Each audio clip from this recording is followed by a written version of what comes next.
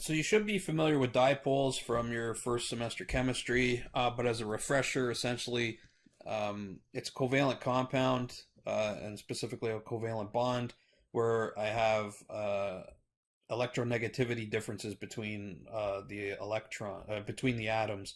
So if I were to take, for example, a a hydrogen molecule, so H2, I can display it as two hydrogens together like this. And if I look up on the periodic table, electronegativity, it's got a specific electronegativity. This has electronegativity. And if I subtract them, the difference of it is zero. Since the difference in electronegativity is zero, we can now define this as a non-polar covalent bond. So there's two electrons in here, they're being shared equally, and so these electrons can spin around these two atoms essentially equally. There's no essentially any sort of dipole that's being formed out of this. Now, if we go to two atoms in a molecule and we find that there is a difference in electronegativity, what typically happens is the electrons will start to hang around one atom more than the other. So if I have electrons hanging around hydrogen a little bit, but mainly around chlorine, and then around hydrogen a bit, and more around chlorine, and then a little bit here and more around here. So this is what you'll find electronegativity does, is it hogs the electrons. And so naturally what happens is on the one side I have more electrons, so it's a delta minus. There's a little more negative charge. Essentially, you're more likely to find an excess of electrons on this side and less electrons on this side, giving rise to a delta minus and a delta plus. And that is the dipole, is the difference in electronegativities. And how we define a dipole, or how we draw it, is by this arrow. So essentially, I'm going to draw a line. There's an arrowhead at one end, and there is a line through it at the other. This, as you can see, looks like a plus sign, and the arrow represents the minus. So if I had any molecule, or any bond specifically, I can represent a dipole between the two electronegative atoms.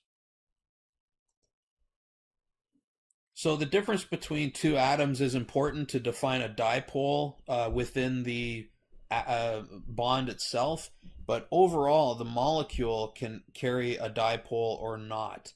So molecules may actually contain dipoles within it, but the dipoles can cancel out. And overall the molecule can be nonpolar. Sometimes it can carry dipoles and the dipoles don't cancel out. And we'll show an example of that. So in the case of carbon dioxide, I have a carbon atom and I have two oxygen atoms. The oxygen atoms are more electronegative than the carbon. So I have a dipole that runs from this side to this side. I draw an arrow here. I put that on the little line through to indicate a plus on that side, and so this becomes a delta minus, and this is a delta, sorry, that one there is a delta plus, and this is a delta minus. So you might say, oh look, there's a dipole in the molecule, but what we have to do is now start to cancel out the dipoles, the vectors essentially of the dipoles. So if I have one dipole running this way and I have an equal dipole running in the other direction, these dipoles will cancel each other out. And so overall in the molecule there is no net dipole, meaning that overall the molecule is nonpolar. There's no net dipole.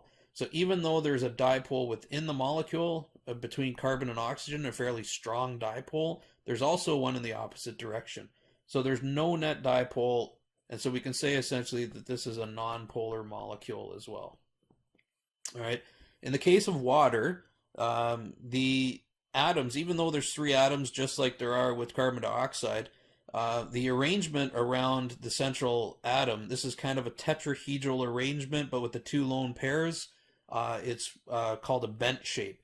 So the dipoles essentially run through the hydrogen into the oxygen, so from the hydrogen through the oxygen, from the hydrogen through the oxygen in this direction.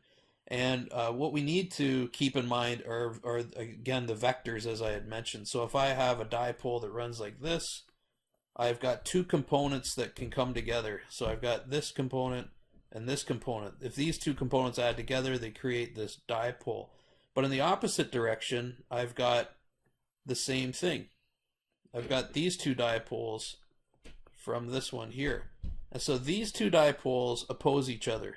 the vectors of this dipole oppose each other, but these two combine together. So overall, this molecule has a dipole running through it, as indicated right here. So I have polar bonds, I've got dipoles on the bonds, and I have a dipole in the molecule. For carbon dioxide, I had dipoles in the bonds, but overall, there is no net dipole in the molecule. Water will be polar, carbon dioxide will be nonpolar. And this will become very important as we get into physical properties and for the synthesis and reactions as well.